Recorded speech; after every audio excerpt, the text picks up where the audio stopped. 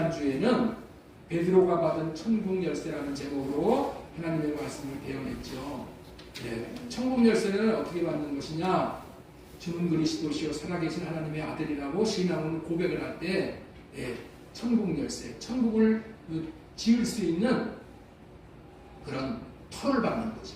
터 위에다가 성전을 지은 자에게 이제 천국 열쇠인 이름을 주셔서 그 이름으로 말미암아 우리가 이 땅에서 천국을 살게 하시고 또 영원한 천국에서 그 이름을 누리게 하는 것이죠.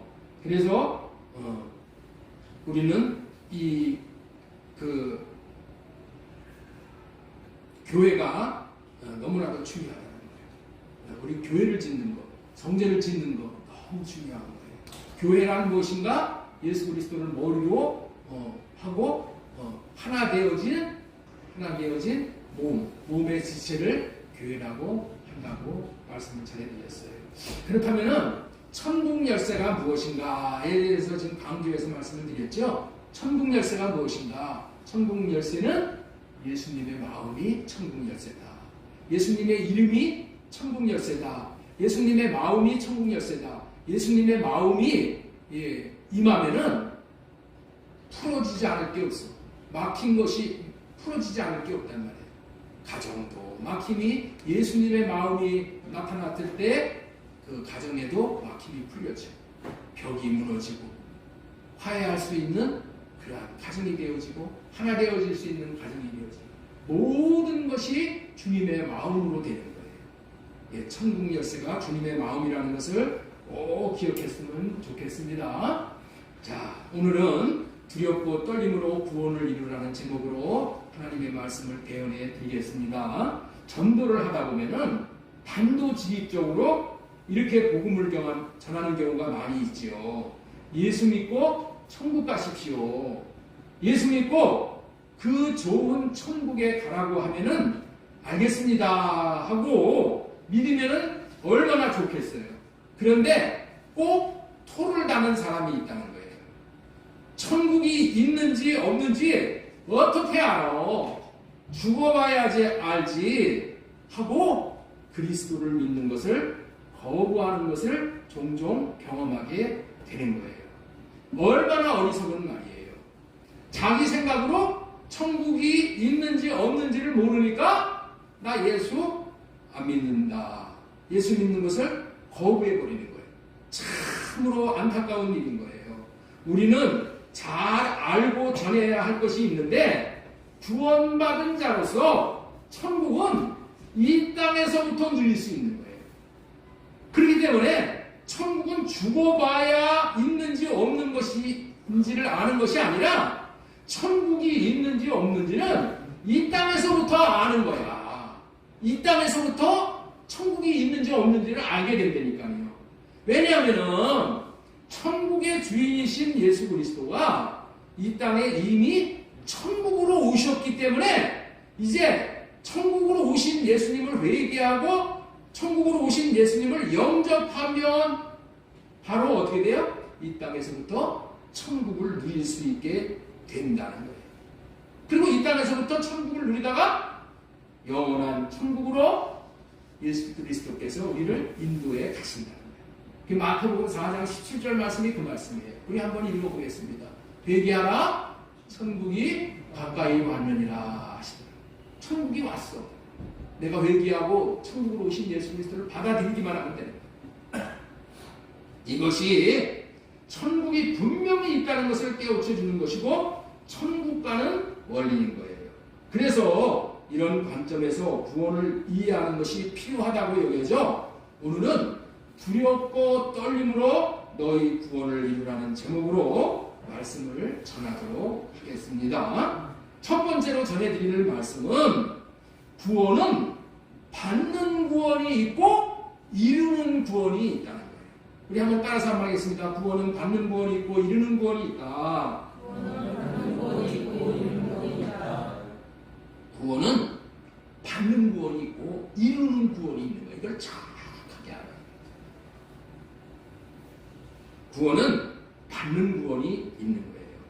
구원은 받는 것이라는 것을 명확히 해주는 말씀이 에베소서 2장 8절의 말씀이에요. 너희는 그 은혜에 의하여 믿음으로 말미암아 구원을 받았으니. 구원은 어떻게 했다고요? 받으면 어떻게 돼요? 구원이 임하는 거야. 받으면은. 받지 못하면 구원이 임하지 않는 거예요. 너희는 그 은혜에 의하여 라고 시작을 하고 있어요. 너희는 그 은혜에 의하여. 은혜는 뭐예요? 갚을 길이 없이 큰 선물을 거저로 받는 것을 은혜라고 해요. 갚을 기약이 없어. 나는 갚을 수가 없어. 그렇게 큰 은혜를, 큰 선물을 받은 것을 은혜를 받았다. 그렇게 얘기합니다. 그런데 그 큰 선물이 무엇인가 하고 보았더니 뭐라고 그랬어요? 그 은혜에 의하여 구원을 받았어. 구원이 은혜로 받은 선물이야. 구원이 선물이야, 구원이. 그 큰 선물인 구원을 그 은혜에 의하여 믿음으로 받았다고 표현하는 거예요. 정리하면은 구원은 은혜로 받는 것이고 내 편에서 보면은 믿음으로 받는 거예요. 하나님의 편에서는 은혜로 주시는 거고 내 편에서 보면은 어떻게 돼요? 믿음으로 받는 거야, 믿음으로. 그렇기 때문에 구원은 받는 구원이 있다라고 표현을 하는 거예요. 구원을 받는 구원이라고 하는 표현을 선물이라고 표현하는 거예요. 선물이 뭐예요? 받는 거죠. 그렇죠? 선물은 받는 거야. 주는 것을 대가를 치르지 않고 받는 것이기 때문에 공짜로 받는 것이 선물이에요. 이렇게 구원은 공짜로 아무 대가를 치르지 않고 받기 때문에 문제는 뭐야? 싸구려로 생각하는 거예요. 천박한 것으로 생각하는 사람이 있다는 거예요. 큰 오해를 하는 것입니다. 구원은 너무나도 고귀하고 비싸서 값을 받으려고 하면은 이 세상에 어떠한 사람도 구원의 값을 치를 수 있는 사람은 아무도 없어. 구원의 값을 치를 수 있는 사람은 이 중에 저도 그렇고 여기도 그렇고 아무런 영혼벌도 값을 치를 수가 없기 때문에 공짜로 주신다는 거예요. 구원은 어떻게 주신다고요? 예? 구원은 어떻게 주셔요? 공짜로. 여러분들 있죠? 제가 지금 또 구원을 전하는 거예요. 왜 구원을 전하냐? 우리가 구원을 받을 날이 많지 않아. 우리 앞에 이 구원의 날이 많지 남아있지 않아. 정말 짧은 인생을 사는 거예요. 짧은 인생을 사는 동안에 구원을 받고 구원을 이루지 못하면은 그거보다도 허망한 인생입니다. 그래서 오늘 이 아침에 또 이 구원에 대해서 정확하게 전달을 하고자 하는 거예요. 구원은 너무나도 값이 커. 그래서 그 값을 치를 수 있는 사람은 아무도 없기 때문에 하나님께서 공짜로 주시는 거예요. 공짜로. 이것은 우리가 공기를 공짜로 받아먹는 것과 같은 거예요. 여러분들 공기를 돈을 내고 사먹으라 그러면은 여러분들 이 공기값은 너무나도 비싼 거예요. 네? 공짜니까 그냥 우습게 생각하는 것이지. 물도 마찬가지야. 너무나도 비싸고 소중하기 때문에 하나님이 공짜로 주시는 거예요. 공짜로. 저와 여러분들이 꽁치, 갈치 같은 생선을 공짜로 먹고 있어요. 왜? 그 값이 너무도 비싸기 때문에 공짜로 주시는 거야. 여러분들이 꽁치, 갈치 같은 바다 생선을 여러분들이 만들어서 먹는다고 하면은 수천억이 있어도 못 만들어. 그렇기 때문에 먹을 수가 없는 거예요. 그러나 여러분들은 지금 먹고 있어요. 공짜로 먹고 있다니까, 공짜로. 왜냐하면은 하나님이 저와 여러분들에게 공짜로 바다 생선을 선물로 주셨기 때문에 그러는 거예요. 아니, 목사님, 뭐가 공짜예요? 나 꽁치 한 마리 시장에 가서 3,000원 주고 사다 먹었는데 그거 왜 공짜라고 얘기하셔요? 이러는 분이 있을 수 있을 거예요. 여러분들이 그때 3,000원 치르는 값은 어부들이 바다에서 잡아온 가격을 치르는 거야. 고기를 꽁치를 만든 가격은 거기에 포함이 안 됐어. 잡아오는 가격만 3,000원 받는 거야. 무슨 얘기인지 아세요? 하나님은 공짜로 주신 거야. 공짜로. 저와 여러분들을 위해서 예수님이 피로 대가를 치르고 구원을 저와 여러분들에게 가격도 치르지 않고 공짜로 주셨다는 거예요. 이 구원을 무슨 구원이라고 하는가? 이 구원을 받는 구원이라고 하는 거예요. 받는 구원. 여기서 말하는 구원은 죄사함의 구원을 말하는 것인데 죄사함은 받을 때만 얻을 수가 있는 거예요. 여러분들 자신이 죄를 지은 대가를 치르고 죄사함을 받으려면 수천억을 들여도 수조 원을 들여도 그 값을 다 치를 수가 없는 거예요. 그래서 하나님께서 죄사함의 대가를 예수 그리스도가 대신 치르시게 하시고 저와 여러분들은 공짜로 받을 수 있게 해주시는 거예요. 그래서 죄사함을 받는 것은 공짜로 받는 거야. 공짜로. 이것을 받는 구원이라고 하는 거예요.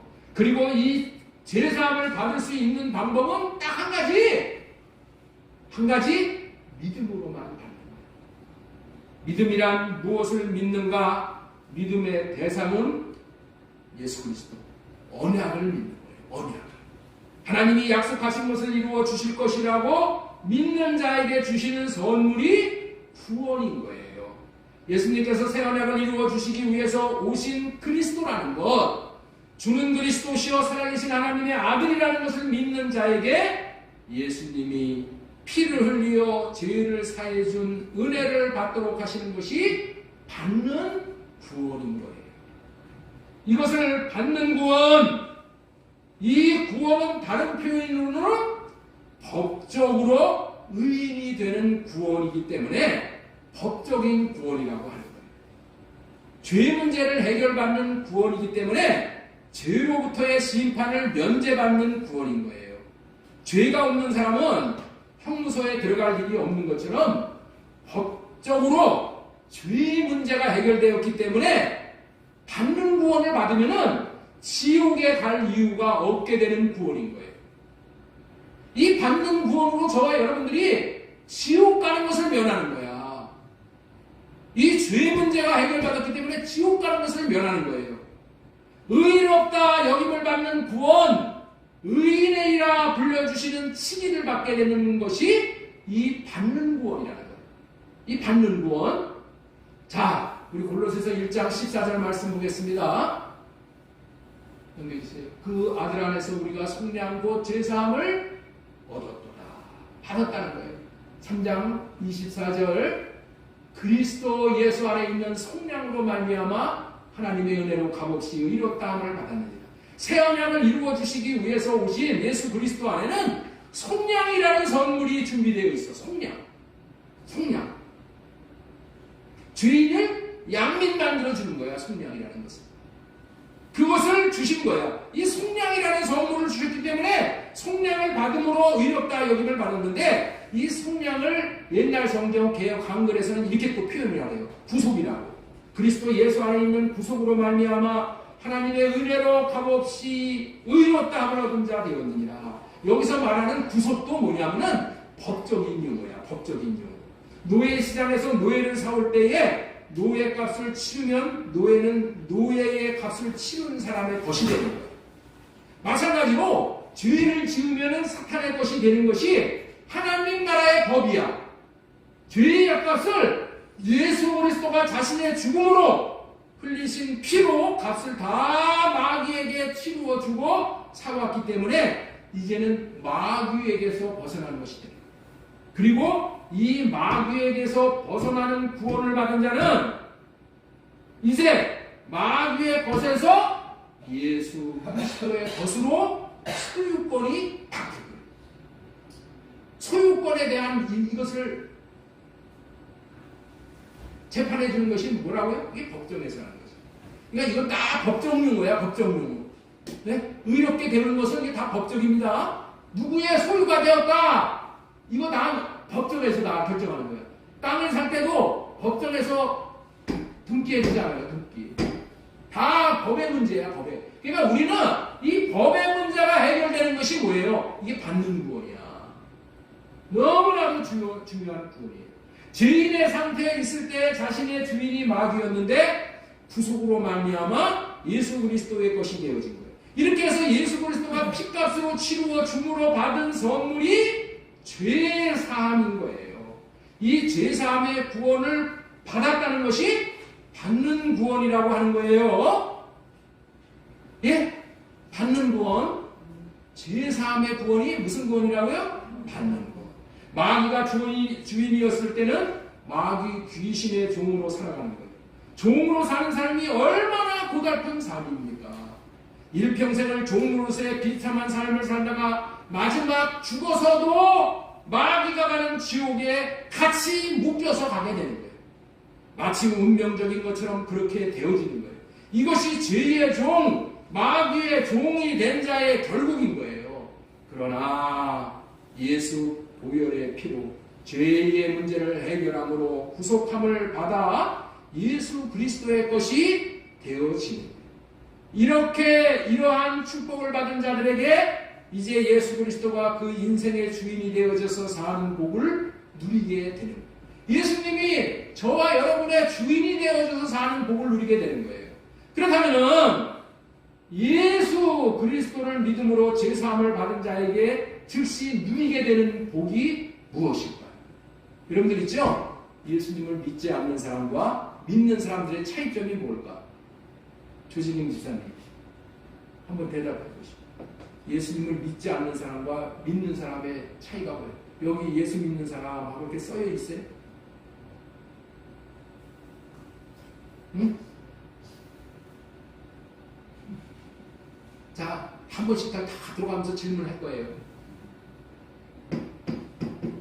예수님을 믿는 사람과 믿지 않는 사람의 차이점이 뭘까? 영자 집사님, 뭐가 차이점이에요? 예? 이 차이점을 모르면은 구하지 않아. 누릴 수가 없어요. 예수님을 믿기 전과 예수님을 믿고 난 사람의 첫 번째 나타나는 차이점이 마음의 두려움이 사라진 거예요. 왜? 주인이 바뀌었으니까. 마귀는 뭐예요? 두려움을 주는 자예요. 그런데 예수님은 생명과 평안을 주는 자예요. 예수님을 믿고 난 사람의 첫 번째 차이점이 마음에서 마음의 두려움이 사라지고 마음의 평안이 되는 거예요. 어떠한 경우에도 평안이 되는 거예요. 두려움은 사탄이 주는 두려움은 예수 그리스도께서 가져가시고 그리고 대신에 예수님에게 있는 평안을 우리에게 주시는 거예요. 이것이 뭐라? 이것이 받는 구원을 누리는 거예요. 받는 구원은 이거를 누려야 되는 거예요. 두려움이 없어져. 평안이 내게 임해. 예수 그리스도에게 있는 평안을 우리에게 선물로 주고 마귀가 준 두려움을 예수 그리스도가 가져가십니다. 이것이 거룩한 교환이라는 거예요. 디바인 익스체인지. 거룩한 교환이 이루어지는 거예요. 이렇게 되는 것이 당연한 것은 마귀가 주인이었을 때는 마귀는 두려움을 주는 영이기 때문에 두려울 수밖에 없어. 두려울 수밖에 없어. 그런데 마귀가 떠나가면 두려움이 없어지는 것은 당연한 것이고 예수 그리스도가 주인이기에 생명과 평안을 누리는 거예요. 여러분들 이 생명과 평안을 누려서야지만은 우리는 죄갈 길을 가게 되는 거예요. 무릇 지킬 만한 것보다 네 마음을 지켜라. 마음을 어떻게 지켜? 우리 하나님께서 생명과 평안을 주시기 때문에 우리가 마음을 지킬 수가 있어요. 이 마음을 못 지키는 자는 무슨 일을 만나면 야 큰일 났다. 아이고 이거 큰일 났으니까 그냥 죽는 게 낫다. 자살해버려. 그러나 우리는 어떻게 돼요? 주님의 마음을 주시기 때문에 아니다. 나는 못하지만 하나님은 나를 살릴 수 있다. 하나님은 하실 수 있어. 내가 못하는 것인지 하나님이 못하는 것이냐. 이런 마음이 오는 거야. 이런 마음을 주신다니까. 이런 마음을 주시기 때문에 평안을 누리는 거예요. 이것이 뭐냐? 받는 구원을 누리는 사람의 축복이라는 거예요. 이 구원을 받으면 죄로 인한 두려움, 지옥 갈 두려움이 사라지고 하나님이 주시는 말로 다할 수 없는 평안을 누리게 되는 거예요. 그리고 궁극적으로 평안의 극치를 누리게 되는 것은 죄사함을 받은 자들에게 마침내 성령을 보내시어 참된 평안을 누리게 하시는 거예요.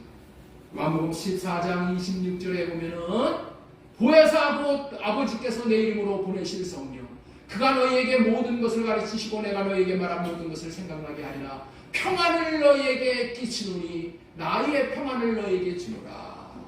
성령으로 말미암아 이 평안이 임하는 거예요. 이 평안. 이것이 여러분들 받는 구원을 누리는 사람이 받는 최고의 축복입니다. 아무리 돈이 많으면 뭐해?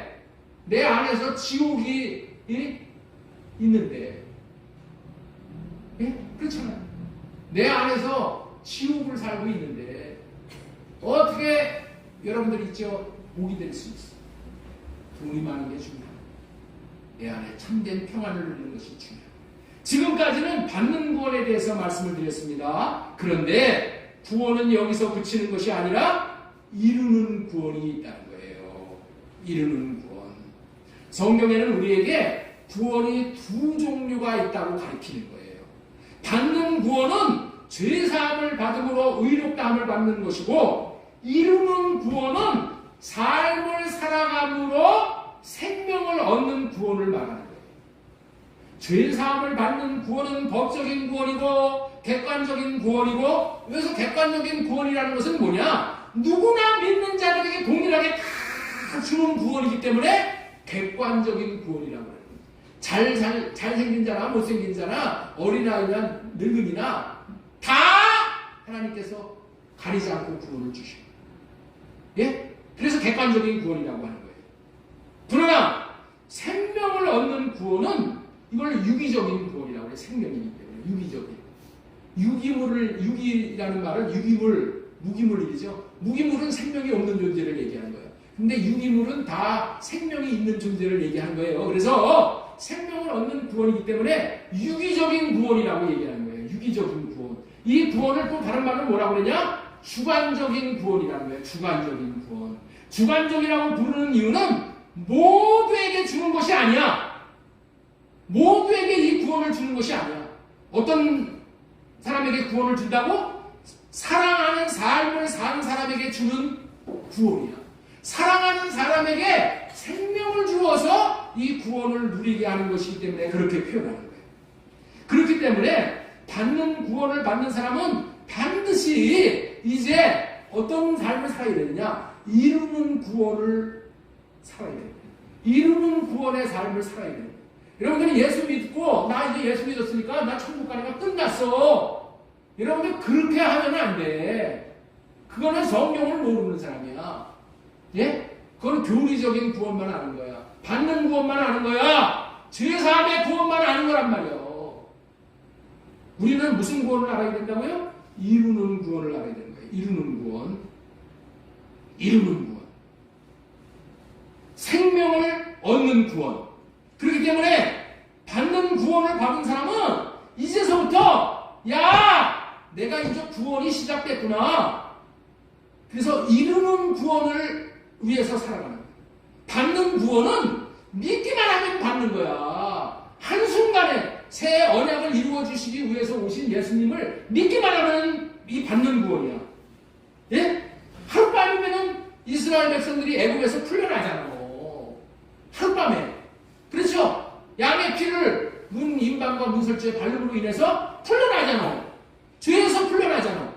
이거 하룻밤이면 끝나는 거예요. 그럼 하룻밤에 끝난 거 가지고 여러분들 이 평생 그거 울고 먹고 살 거냐는 말이에요. 아니요. 이제 받은 구원을 받은 사람은 홍해를 걷는 사람은 이제서부터 광야 광야로부터 광야에서 이루는 구원을 살아야 되는 거예요. 이루는 구원.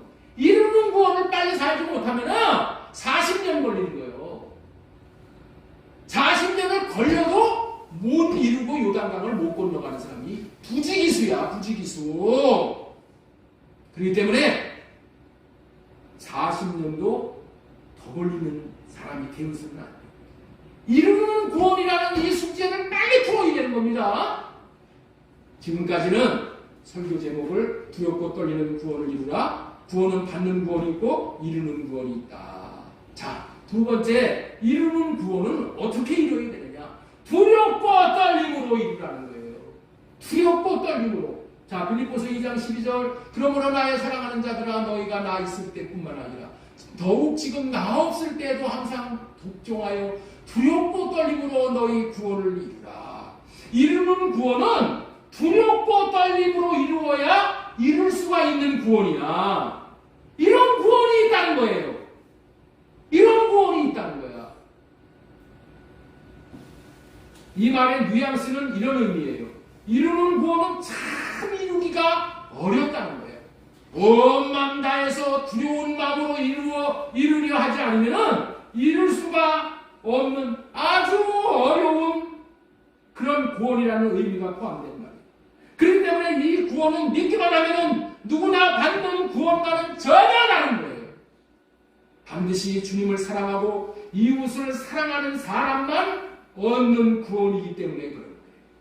이 말을 좁은 문으로 들어가는 구원이라고도 표현을 하는 거예요. 자, 마태복음 7장 13절 보겠습니다. 좁은 문으로 들어가라. 멸망으로 인도하는 문은 크고 그 길이 넓어 그리로 들어가는 자가 많고 생명으로 인도하는 문은 좁고 길이 협착하여 찾는 자가 많습니다. 이건 누구에게 얘기하는 거예요? 이건 누구에게 얘기하는 거예요? 예수 안 믿는 사람에게 얘기하는 거예요? 아니요. 받는 구원 받은 예수 믿는 사람들에게 얘기하는 거예요. 좁은 문으로 들어가는 거예요. 구원은 좁은 문으로 들어가야 하는 거예요. 왜 좁은 문으로 들어가야 한다는 거예요? 좁은 문은 생명으로 인도하는 문이라는 거예요. 생명을 얻는 문이기 때문에 그러는 거예요. 마태복음 7장 14절 생명으로 인도하는 문은 좁다는 거야. 찾는 자가 적다는 거야. 우리는 꼭 알아야 하는 거예요. 생명을 얻는 것은 순종하는 삶, 사랑하는 삶이 있어야 하는 거예요. 지식적으로 배워서 아는 것은 쉬우나 생명은 삶에서 나오는 것이기 때문에 얻기가 어렵다는 거예요. 그래서 하나님의 말씀에 순종하여 생명길을 가는 자가 희귀하다. 하나님은 생명을 얻음에 있어서 꼭 사랑하는 삶을 말씀하고 있다는 거예요. 사랑하는 삶을 살 때 생명을 얻게 하는 것이 성경에서 말하는 진리입니다. 신명기 30장 6절 보겠습니다. 신명기 30장 6절. 이게 할례 언약이죠? 네 하나님 여호와께서 네 마음과 네 자손의 마음에 할례를 베푸사 너로 마음을 다하며 뜻을 다하여 네 하나님 여호와를 사랑하게 하사. 하나님이 우리를 사랑하게 하사 해서 우리가 사랑을 할 때 하사 너로 생명을 얻게 하실 것이며 사랑하게 하사 사랑하는 삶을 통하여 생명을 얻게 하신다. 생명을 얻는 방법에 대해서 이렇게 말씀을 전하면은 반드시 반발하는 사람들이 있어. 성경을 안다고 하는 사람들, 신학생들, 예? 목사님들 대개 반발하네. 왜 그러냐? 요한복음 3장 16절 말씀에 근거로 해서 그런 거예요. 예수 믿으면 생명을 얻게 해주신다고 했는데 무슨 행함이 필요하냐고, 율법을 지켜서 생명을 얻는 것이냐고 반발을 하는 거예요. 한편으로는 그 말도 맞는 부분이 좀 있어. 그러나 그 말은 이 요한복음 3장 16절의 말씀을 제대로 이해하지 못했기 때문에 말하는 그런 말이에요. 자, 요한복음 16장 보겠습니다. 3장 16절 보겠습니다. 하나님이 세상을 이처럼 사랑하사 독생자를 주셨으니 이는 그를 믿는 자마다 멸망하지 않고 영생을 얻게 하려 하십니다. 아니, 믿기만 하면 영생을 받는다고 했죠? 예? 믿기만 하면 영생을 받는다고 했어. 여기서 영원한 생명을 얻는 것은 예수 그리스도를 믿는 사람이 얻는다고 말하고 있는 거예요. 그런데 꼭 알아야 할 게 있는 거예요. 꼭 알아야 할 게 뭐냐면은 죽은 믿음과 산 믿음이 있다. 믿음은 은희자매, 믿음은 무슨 믿음이 있다고요?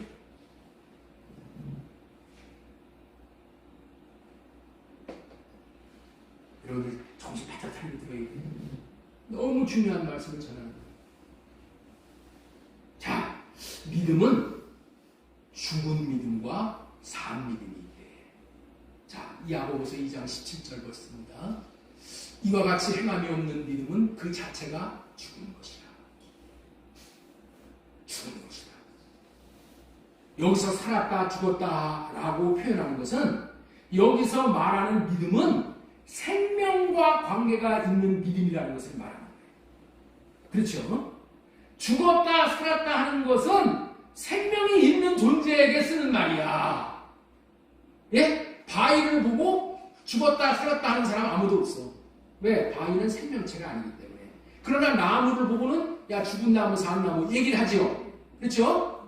죽었다 살았다 하는 얘기는 뭐냐? 이 믿음이 그렇다는 거야. 죽은 믿음 산 믿음. 왜? 믿음이 생명이기 때문에.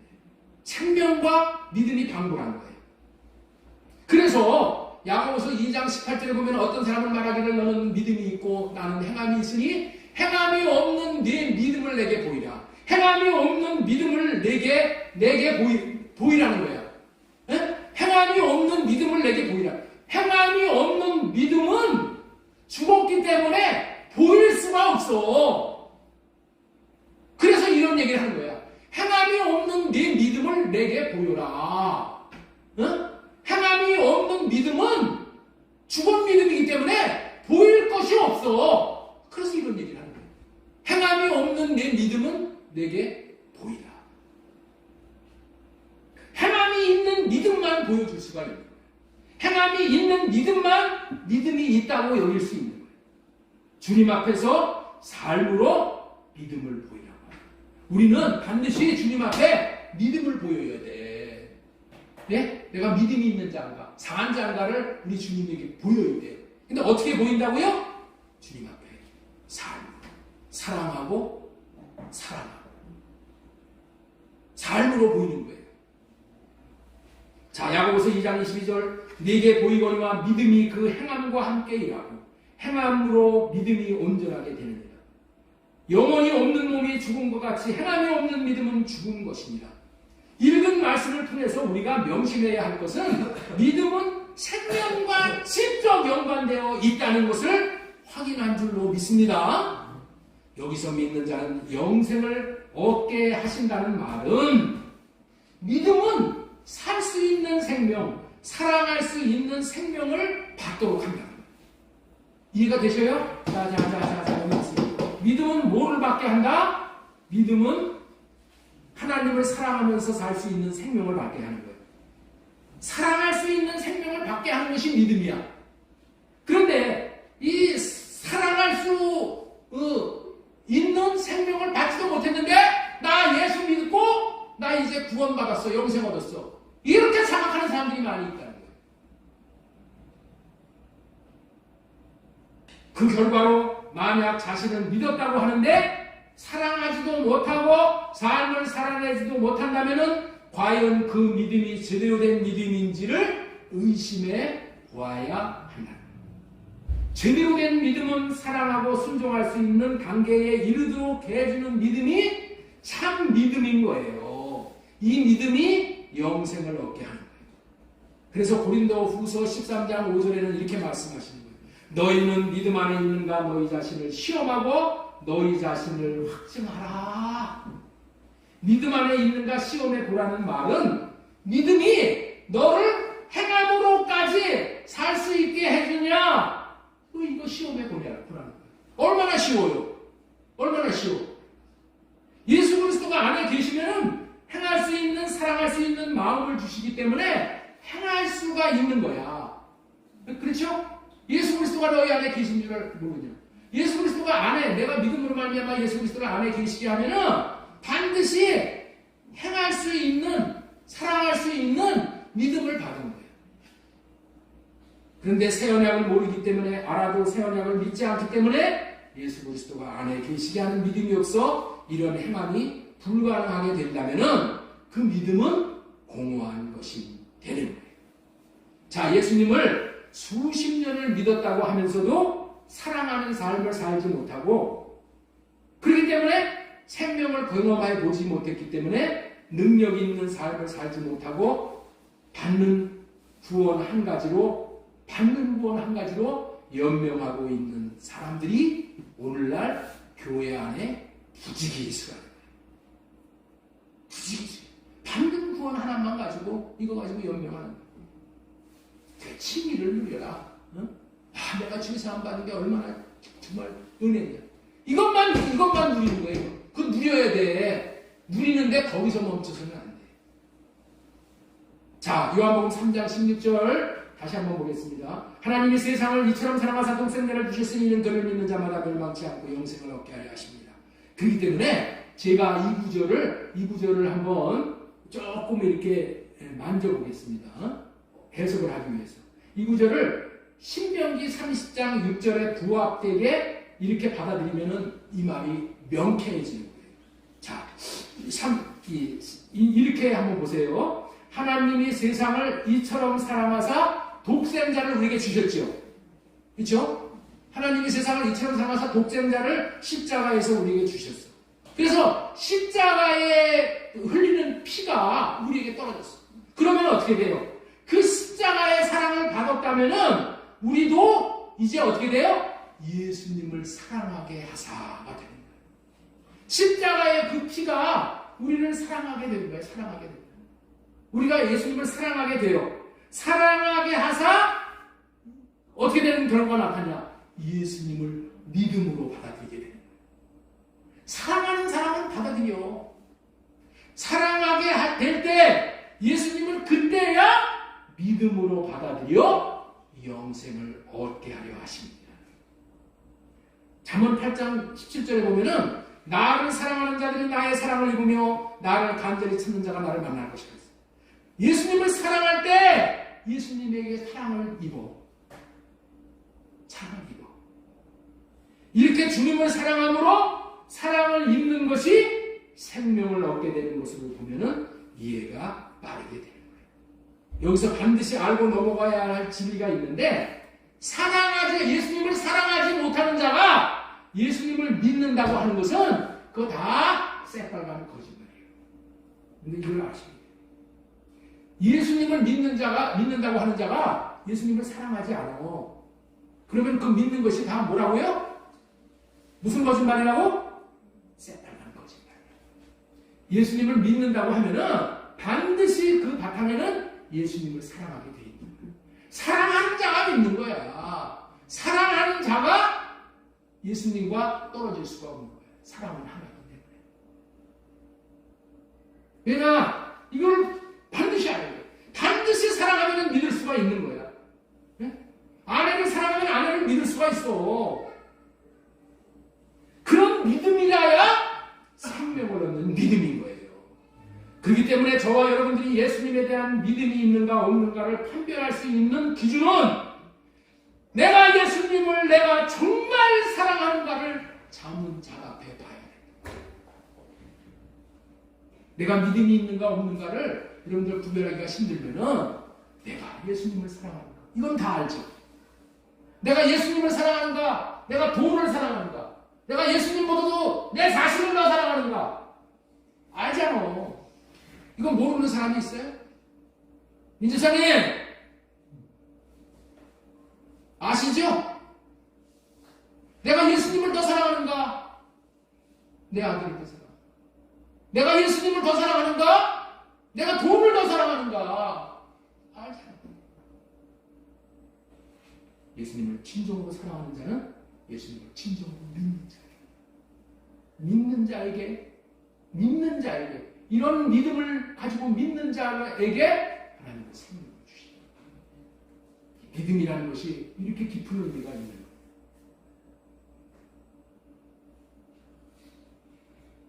사랑한다면 믿음이 있는 것이고, 사랑하지 못한다면 믿음이 없는 것이라고 여러분들 그거를 정리를 해야 돼요. 사랑함으로 받아들이는 믿음이 정말 가치가 있는 믿음이에요. 예수님을 자신의 어떤 목적을 이루기 위해서 믿고 받아들이면 이미 타락을 합니다. 오직 예수님을 사랑하기 때문에 예수님을 받아들이는 것, 예수님을 믿는 것, 받아들이는 게 믿는 것. 이런 사람에게 하나님은 반드시 영원한 생명을 주십니다. 우리는 받는 구원인 법적인 구원, 제사함의 구원도 받아야 하고 이렇게 주님을 사랑함으로 생명을 얻는 구원도 이루어야 합니다. 이 구원을 이루어야 됩니다. 이렇게 이루는 구원까지 받아야 명실상부하게 구원이 완성이 돼요. 따라서 해주세요. 구원은 받는 구원과 이루는 구원이 있습니다. 받는 구원과 이루는 구원이 있습니다. 지금까지는 구원에 대해서 개략적인 말씀을 드렸어요. 이루는 구원에 대해서 오늘 본문을 통해서 좀 더 자세히 어떻게 이루는 것인가를 지금부터 말씀을 드리려고 하는 겁니다. 빌립보서 2장 5절로부터 12절에 이르는 이 말씀은 이루는 구원을 어떻게 이루는가에 대해서 말씀을 해주시는 거예요. 뭐 말씀하는 거라고요? 이루는 구원을 어떻게 이루는 건가를 말씀해 주시는 구절이 빌립보서 2장서부터 12절이에요. 예수님은 생명을 얻는 이루는 구원을 위한 삶을 사셨어요. 예수님이 우리는 이루는 구원을 어떻게 이루는지 몰라. 그래서 예수님이 오셔서 이루는 구원은 이렇게 하는 것이다 라고 예수님이 본을 보여주셨어. 예수님은 십자가에 죽으셨지만은 하나님이 죽은 자 가운데서 살리셔서 부활 생명을 주시고 승천하시어서 가장 뛰어난 이름을 받아 모든 입으로 주라 시인하게 하신 거예요. 이것이 구원을 이루는 삶을 사셨던 거예요. 예수님도 구원을 이루지 못했다면 죽은 자 가운데서 생명을 얻지 못하여서 부활을 못해. 예? 부활을 못한다니까.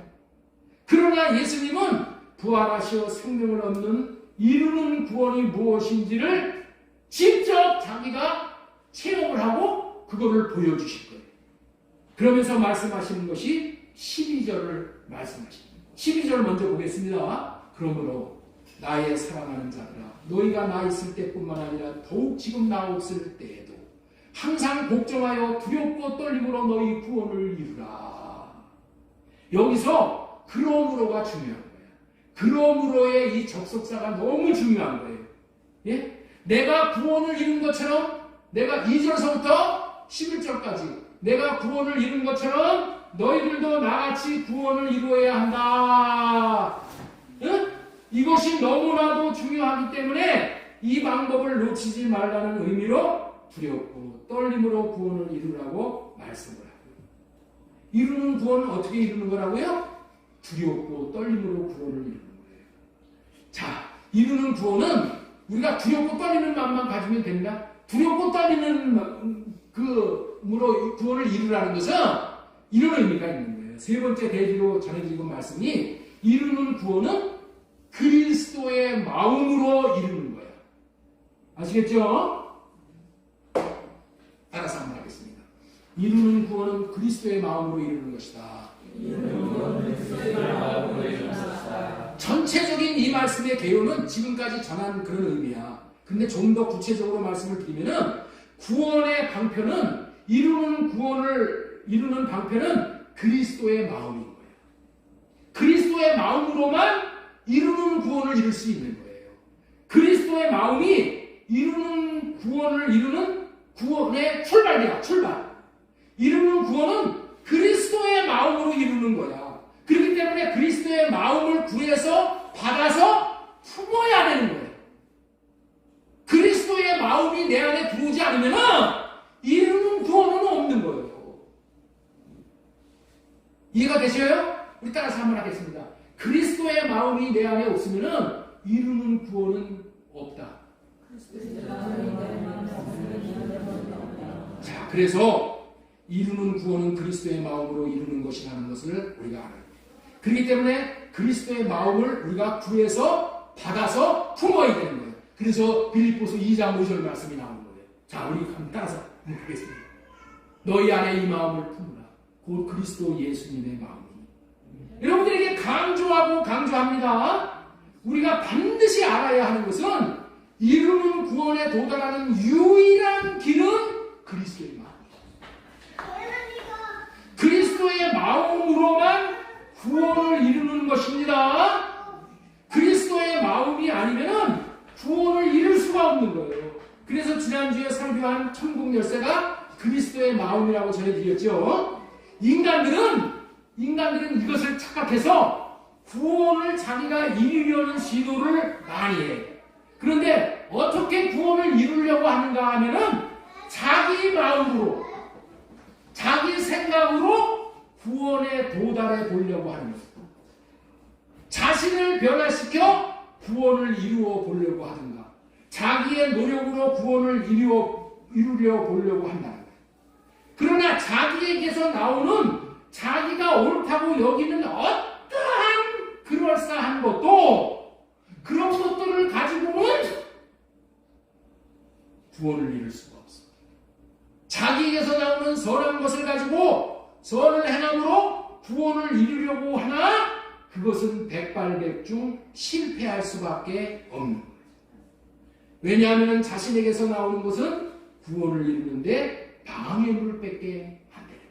여러분들 불교에서도 구원을 이루기 위해서 선한 일 많이 해. 불교에서도 대학을 지어가지고 학생들도 가르치려고 하고 병원을 세워가지고 사람들에게 좋은 일을 하려고 하고 사랑을 하려고 하고 굉장히 많은 거 합니다. 그러나 그것이 뭐냐? 인간에게서 나온 생각이야. 인간의 마음이야. 이거 가지고는 구원을 이루는 삶을 살 수가 없다. 오직 그리스도께서 주시는 마음으로만 하나님을 사랑하고 이웃을 사랑해야지만은 구원을 이룰 수가 있다.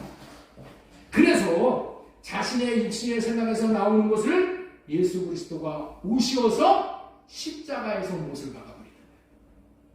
내 생각으로 구원을 이루려고 하는 생각을 예수님께서 십자가에서 못을 박아버리는 거예요. 그거 가지고 안 된다. 우리는 알아야 되는 거야. 내 생각을 어떻게 고치고 내 생각을 어떻게 변화시켜가지고 개과천선해가지고 내가 구원을 이루려고 하는 거, 그거 아주 잘못된 거예요.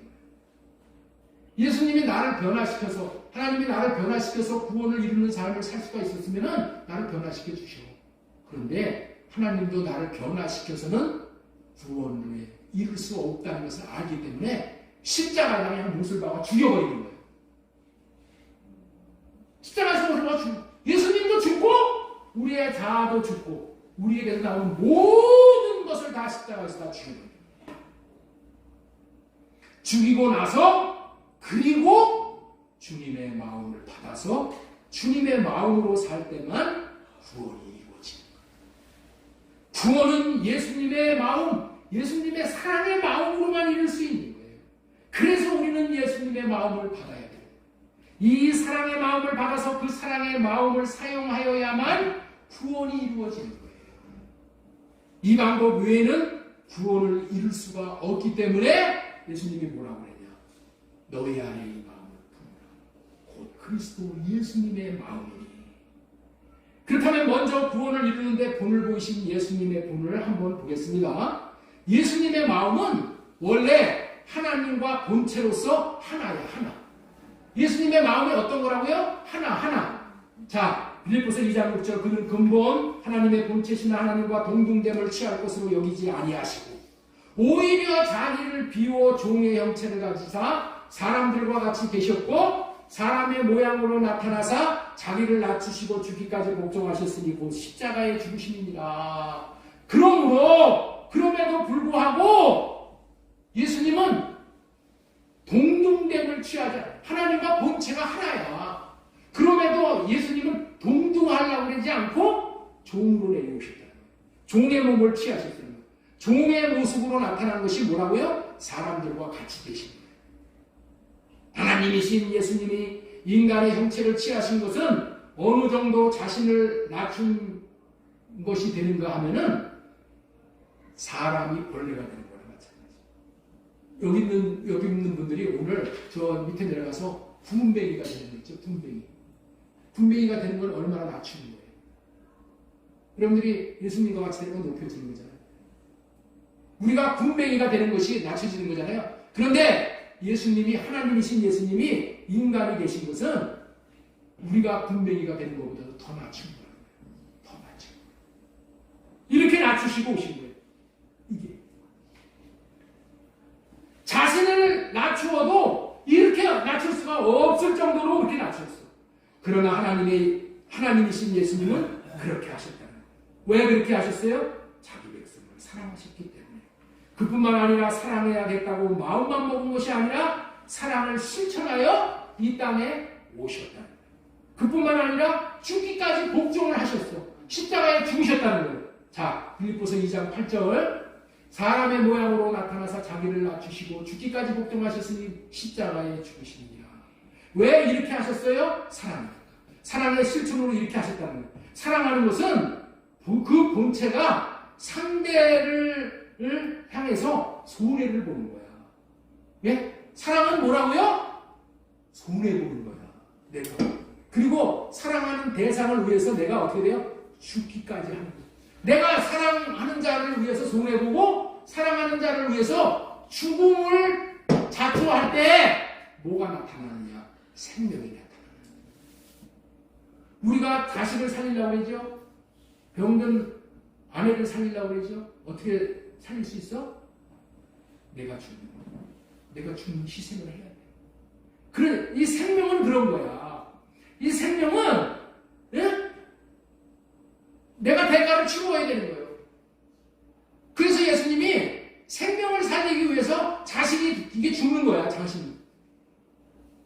생명이 죽어질 때, 육신의 생명이 죽어질 때, 영혼의 생명을 살리게 되는 거예요. 이렇게 생명이 들어와서 저와 여러분들에게 하나님의 생명이 들어와집니다. 자, 우리 그렇다면은 우리 호인이가 한번 읽어보자. 요한복음 12장 24절. 내가 진실로 너희에게 이르노니 한 아이들이 땅에서 죽지 아니하면 한 알 그대로 있고 죽으면 많은 열매를 맺느니라. 생명을 얻으려면은 반드시 생명이 죽어야 하는 대가를 치워야 생명을 얻는다. 이것이 마음고의 진리인 거예요. 요한복음 12장 25절 말씀 보겠습니다. 자기의 생명을 사랑하는 자는 잃어버릴 것이고, 이 육신의 생명을 사랑하는 거지. 이 세상에서 자기의 생명을 미워하는 자는 영생하도록 보자. 생명을 미워한다는 게 뭐예요? 다른 사람을 위해서 내 생명을 내준다는 거지. 그게 미워하는 거예요. 그런 자에게 영생을 주시는 거예요. 예수님이 자기의 생명을 우리를 위해서 내줬어. 내줬더니 어떻게 돼요? 죽음으로 내줬어. 끝이 아니야. 하나님이 그에게 생명을 주셔요. 자, 그렇다면 우리는 어떻게 이와 같이 생명을 죽음에 내어놓는, 생명을 내어놓고 생명을 취하는 삶을 삶으로 구원을 이루는 삶을 살 수가 있냐는 거예요. 나 자신이 구원을 이루는 것뿐만이 아니라 또 이웃들의 구원을 이루는 삶을 살 수가 있냐는 거예요. 나도 살고 이웃도 살려. 예수님은 십자가에서 자신도 살고 이웃도 다 살렸지요.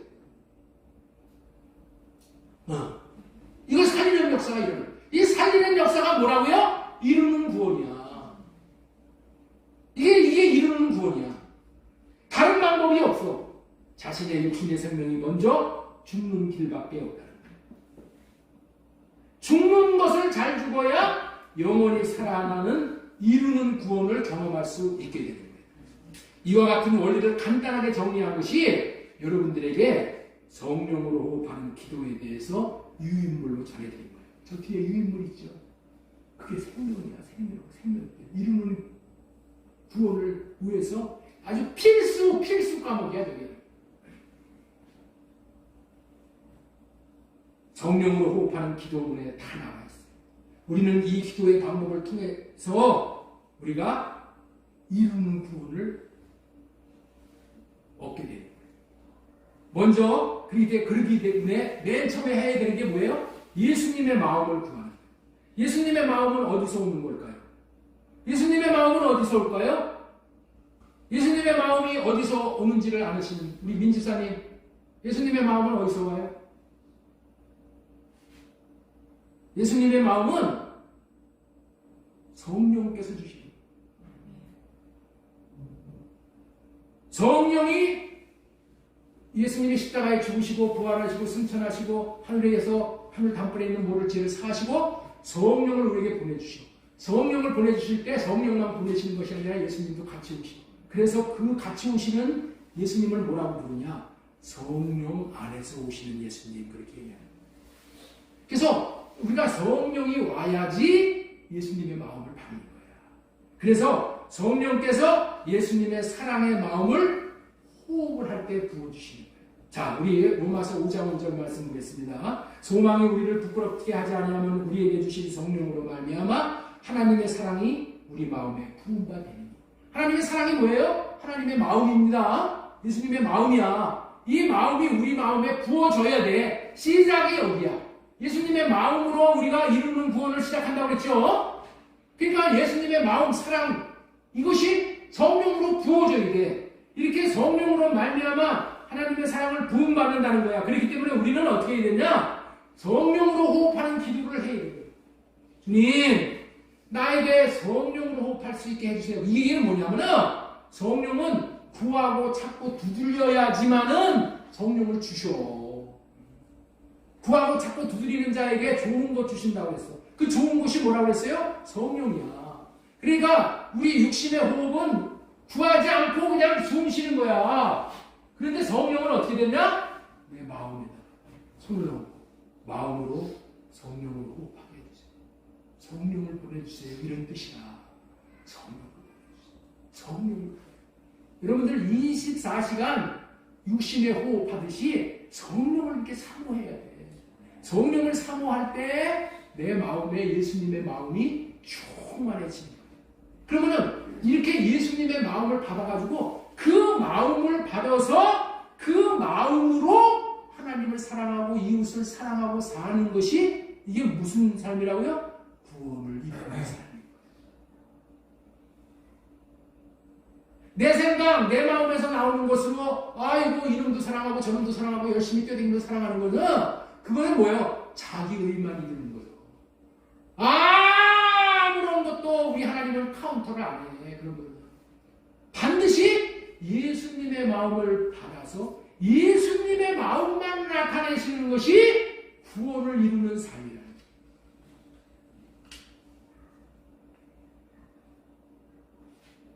예수님이 하나님과 동등됨을 취하지 않으셨어요. 어떻게 동등됨을 취하지 않으셨어요? 예수님은 실제로 동등하시지만은 그렇게 하시지 않으셨는데 우리는 하나님과 동등하고는 전혀 거리가 먼 사람들이잖아요. 우리는 어떻게 됐어요? 예수님은 하나님과 동등한데 동등됨을 취하지 않고 종의 형체를 내려오셨죠. 그런데 우리는 종이야. 마귀의 종인데 항상 어떻게 살아? 나 하나님하고 마음먹어. 동등하게 여기고 살아. 그렇게 안 살아요? 안 살아요? 아니, 빨리 잡아해요. 나 그렇게 산다고. 내가 육신의 생각이 나에게 임해서 마귀가 준 육신의 생각이 있어서 내 육신의 생각으로 내가 왕이 되어서 사는 거야. 이게 뭐예요? 하나님과 동등하게 된다. 마귀는 하나님과 동등하게 천사가 루시퍼가 동등하게 되려다가 땅에 추락합니다. 그 마귀가 우리에게 너 하나님하고 마음먹고 살아 동등하게 살아 하면서 매일 육신의 생각을 우리에게 부어주는 거예요. 자기의 생각으로 살려고 하는 자들은 다 자기가 왕이 되어져서 하나님과 동등되이 살려고 하는 거예요. 그렇기 때문에 자신의 육신의 생각을 죽이는 할례를 받고 살 때만이 하나님과 동등됨을 취하는 자리에서 내려옵니다. 이해가 되셔요? 예수님이 자기를 비워서 종의 형체로 내려오신 거 있죠? 그런 삶을 우리가 살아야지 이루는 구원을 할 텐데 구원을 이루는 삶을 살 텐데 어떻게 해야 된다고?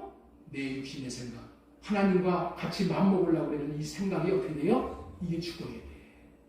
그래서 뭐를 해라는 거예요? 할례를 구하고 받으라. 할례를 받으면은 마귀가 그 생각을 주는 마귀가 떠나. 마귀가 떠나면 어떻게 돼요? 내가 내려오게 돼 있어. 본래의 위치로. 마귀는 우리를 끌고 하나님의 자리로 올라갔어. 네 맘대로 살아. 네가 왕이야. 네 하고 싶은 대로 살아. 인생은 한 번뿐인데 왜 쭈글쭈글하게 바보같이 좋은 데서 사냐? 네 맘대로 마음껏 네 인생의 날개를 펴고 날아! 우리를 하나님의 자리에 올려놨다. 그래가지고는 그거는 이루는 구원을 이룰 수가 없는 거예요. 왜? 그 마귀가 주는 마음으로 사는 거기 때문에 하나님은 아무리 선을 행하도 아무리 의를 행하도 하나님은 그런 거 안 받으시고, 그리고 이 악하고 게으른 종이라고 얘기해요. 우리는 어떻게 해야 되냐? 하나님과 동등됨을 취하려고 하는 육신의 생각을 성령으로 말미암아 할례를 구한다. 할례를 구한다는 것은 나에게서 나오는 모든 것을 나는 다 죽여버립니다. 다 무익합니다. 오로지 주님의 마음만 나에게 필요합니다. 내 안에 있는 내 육신의 생각에서 나오는 모든 것을 다 죽여주세요. 이것이 할례를 구하는 거예요. 이렇게 할례를 구할 때에 이제 어떻게 돼요? 성령이 우리에게 임하셨어요. 구하는 자에게 성령이 임하셔서 주님의 마음을 주는 거예요. 이렇게 할례 받은 마음에 주님의 마음을 구할 때에 주님은 주님을 사랑하는 마음을 부어주셔서 그 마음으로 주 예수님이 하나님의 말씀에 죽기까지 순종한 것처럼 우리도 사랑함으로 죽기까지 순종하여 구원을 이루는 삶을 살 수 있게 됩니다. 여기서 중요한 것은 마귀는 늘 우리의 육신의 생각을 주어서 주님을 사랑하지 못하게 하고 주님의 말씀에 순종하지 못하게 하는 거예요. 말이 있잖아. 하루에도 5만 가지 생각이 떠오른다.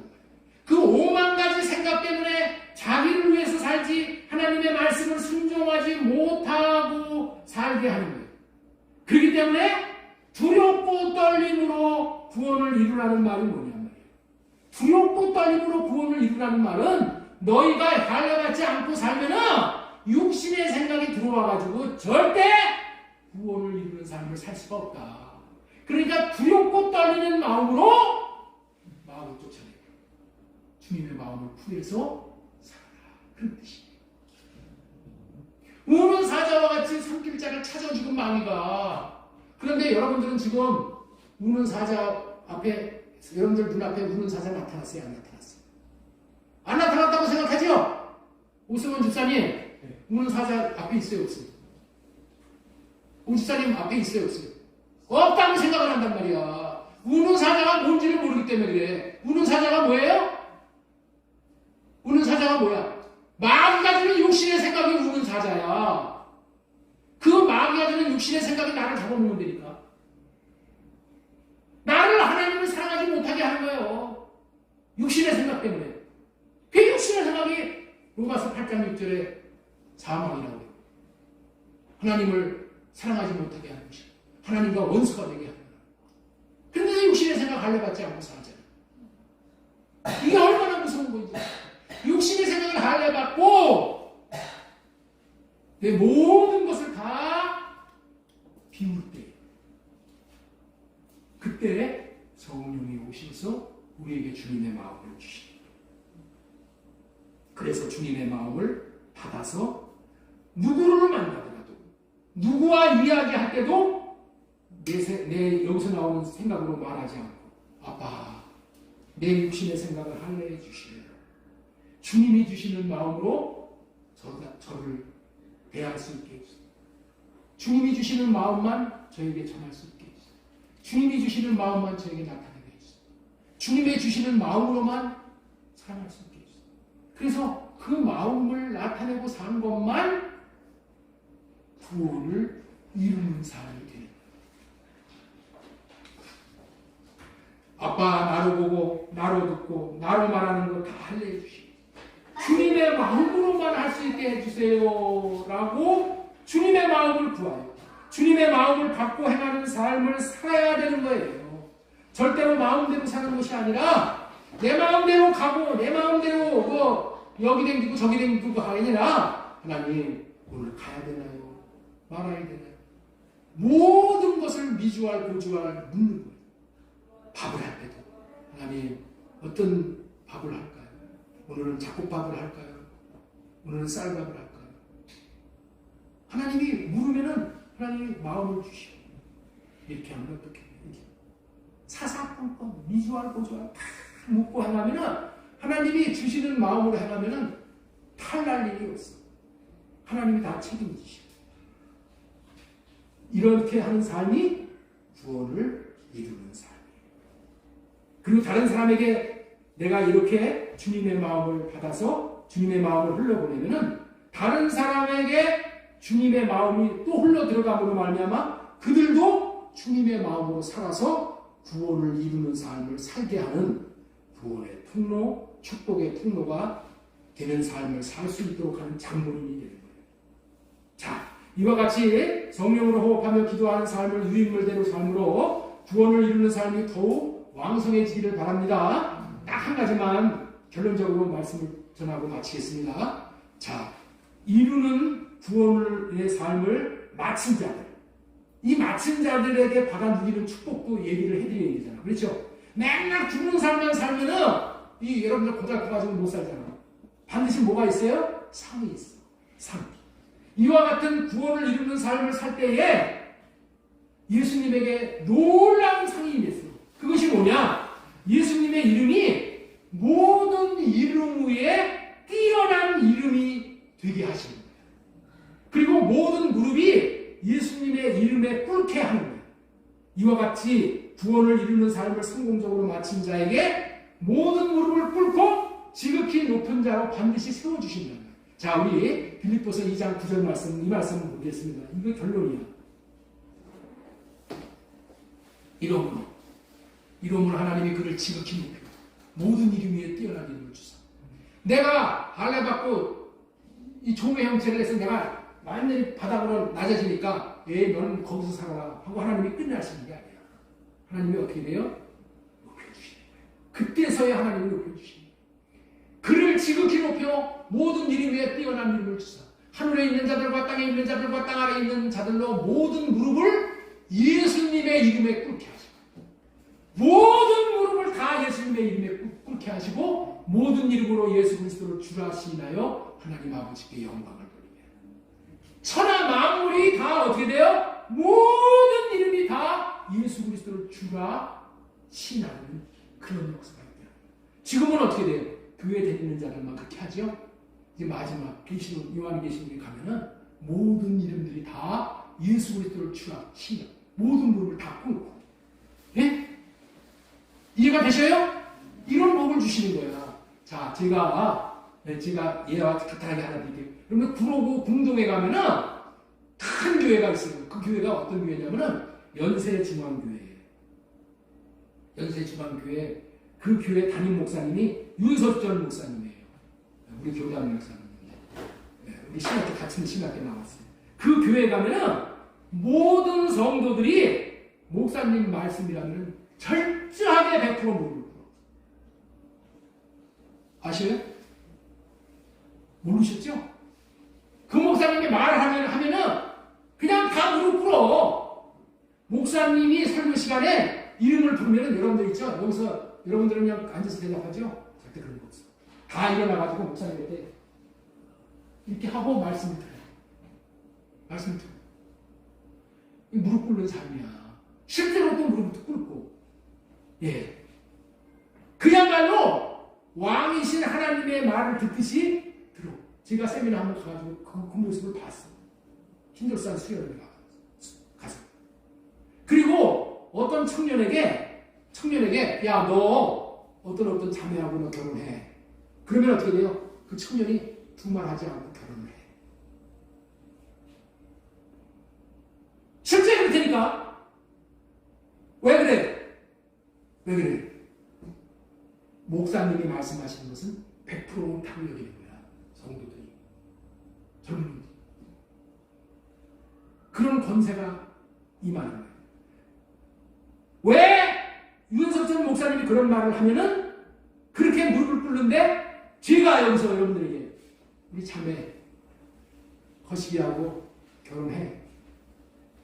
그런 얘기 하면은 저 목사님 돌았나? 그러겠죠? 어떻게 해서 나하고 윤석천 목사님하고 그렇게 차이가 날까요? 윤석천 목사님이 하시는 말씀이야. 자기는 하나님이 말씀하신 받으시면은 100% 무릎을 꿇는다는 거야. 100% 무릎을 꿇는다. 100%. 100% 무릎을 꿇고 예수님이 사신 것처럼 이렇게 철저하게 복종을 하니까 예수님이 받으신 권세가 윤석철 목사님에게 임한 거죠. 여러분들 있죠? 하나님 앞에 100% 굴복을 하잖아요. 그러면 있죠? 나에게 그런 권세가 임해가지고 내 자식도 내 말에 100% 굴복해. 아내도 굴복하고. 예? 다 굴복한다니까.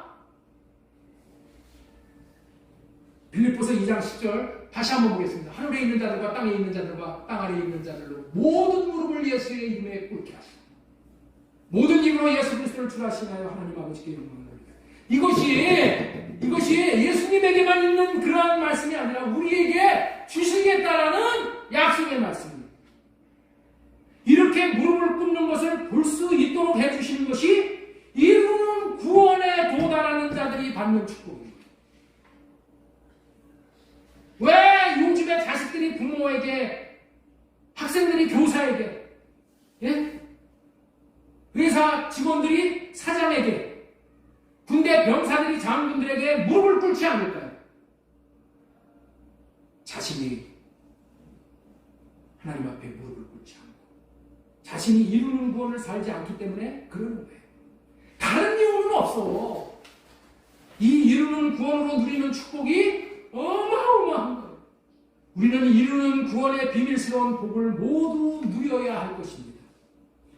그렇게 이루는 구원을 살도록 하기 위해서 자신의 생각대로 자신의 마음대로 살겠다는 오만한 것들을 다 할례받고 오직 주님의 마음으로 살아 사랑하고 철저히 순종하는 삶을 살 때에 모든 자들, 저와 여러분들이 실제적으로 저와 여러분 앞에 무릎을 꿇는 것을 보게 될 거예요.